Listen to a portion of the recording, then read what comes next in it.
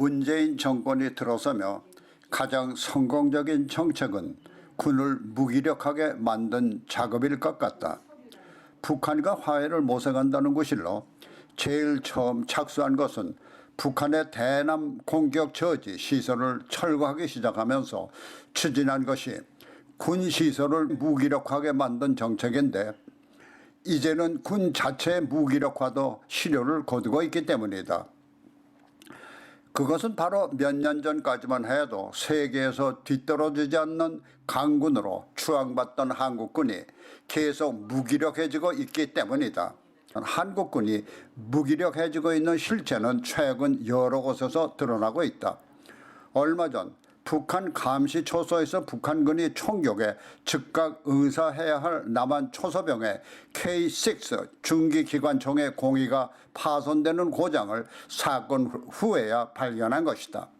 이는 병사들의 화기가 자신의 일부라는 평소의 관념으로 매일 세수를 하는 것처럼 닦아야 하는데 제 얼굴조차 닦기 싫은 게으름뱅이에 비유될 수 있는 것이다.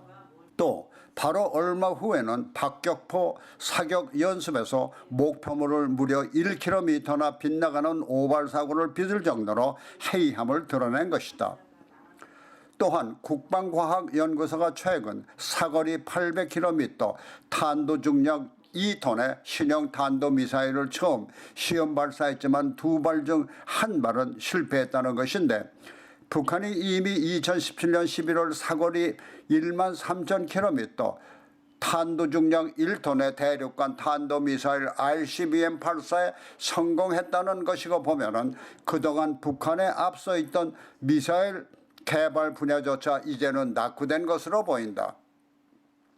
이는 항상 임전태세를 갖춰야 할 군의 사기가 얼마나 떨어져 있는지를 단적으로 보여주는 것이다. 그것은 군 통수권자인 대통령이 전적으로 책임질 문제다.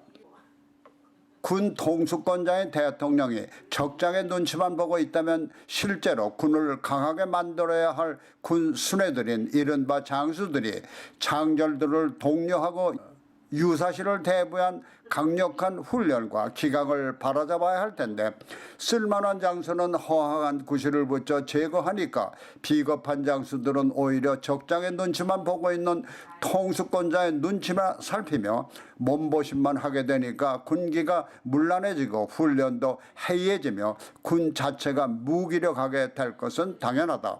이렇게 남한은 남북군사협력이라는 구실로 군을 무기력하게 만드는 데 몰두했지만은 북한은 반대로 미사일을 쏴대면서 군과 병력을 강화하면서도 오히려 남한의 방어형 훈련조차 비난을 일삼고 있다.